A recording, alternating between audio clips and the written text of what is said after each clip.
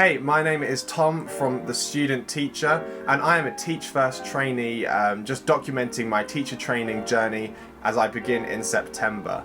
And so this video is about week 2 of Teach First Summer Institute, which is our intensive training that we had for 5 weeks. And I'm documenting week 2 in this video. And yeah, we covered some really interesting topics. We covered some of the fundamentals like planning and assessment. And we also looked at safeguarding, which is a really key part of being a teacher and looking after young people. Without further ado, let's kind of go over the week and then I'll get into what we covered. So the week kind of worked is you have modules each week. So we had the seminar for week 1 and we also had module 2 to cover and another seminar. So it was 2 seminars this week, module 1 and module 2. And so in module 1 we just covered planning, and planning really focused on this idea of begin with the end. It's a concept by Doug Lemov from Teach Like a Champion, and it basically says you start with your long-term plan, your goal of what you want to achieve, and you work backwards to the activity that will help you achieve that goal. So you might have a long-term plan saying, by the end of the term, by the end of Christmas, I want them to have understood Macbeth as a play, and that might be the long-term goal. Understood. Not a very good long-term goal, I'm sure, but that's kind of a goal. But then you'd have your midterm, so split into 2 things. So you might, week 1 will cover theme, week 2 character, week form, and you kind of go through that. And then the short-term plan will be each lesson, what am I going to talk about that will give them that understanding and get them to the goal. And then that links onto assessment that I'll talk about a bit later, where how will I assess that they've understood and achieved that, obviously aiming towards an exam or some form of assessment. And so we have this begin with the end technique, and I really like that they're giving us different ways of planning and how to do things and really instilling those fundamentals. And it's really good to kind of just get a good they gave us a sheet that we could fill in that kind of gave us like a template of how to plan, which was really useful, that had this whole idea of begin with the end in it. What's your goal? How are you going to achieve that? So then we went on and looked at assessment, and assessment, can be really, really useful, and I was kind of challenged a little bit, and I'll explain why in a bit. But there's 2 types of assessment. So we have formative assessment, which is where we just give like a small quiz, some questions, something just to gain an understanding of where the students are, whether they've understood what we're teaching and whatnot. And we also have summative assessments, which will be like your GCSEs, your A-level exams, all of the fun stuff that everyone just looks forward to so much. And learning about assessment, it was really interesting to see how much assessment informs how we plan and how we teach. Sometimes I think, like, when I was a kid in school, I never realised, I was just like, oh, why is the teacher giving us another assessment, another thing to fill out? But it's because they wanted to know what I knew and see like where my skills were and what I could do. So it's really important to know where your students are at, so you can be really intentional with what you're doing and what you're teaching, so that they understand what they need to do and kind of enable them to get a good grade come an exam.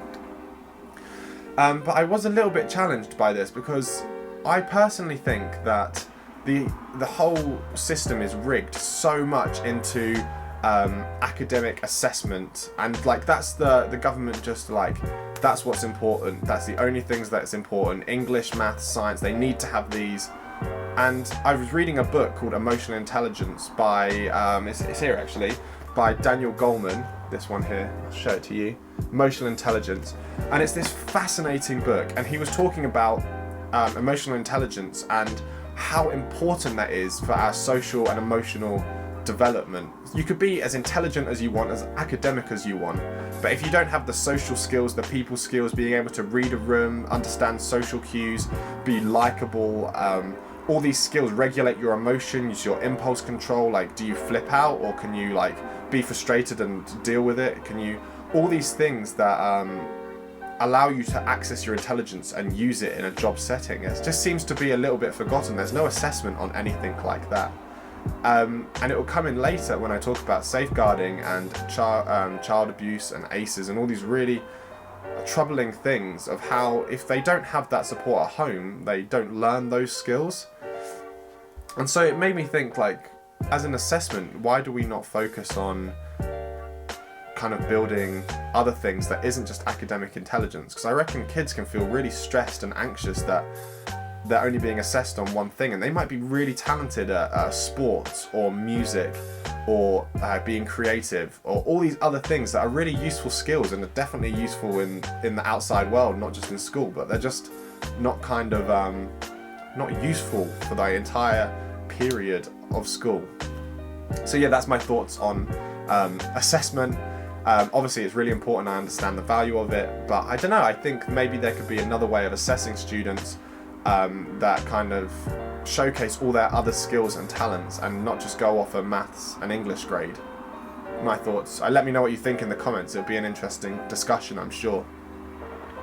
So the final bit, and this is what we looked at in module 2 of week 2, a big thing was child abuse, and the statistics are really saddening.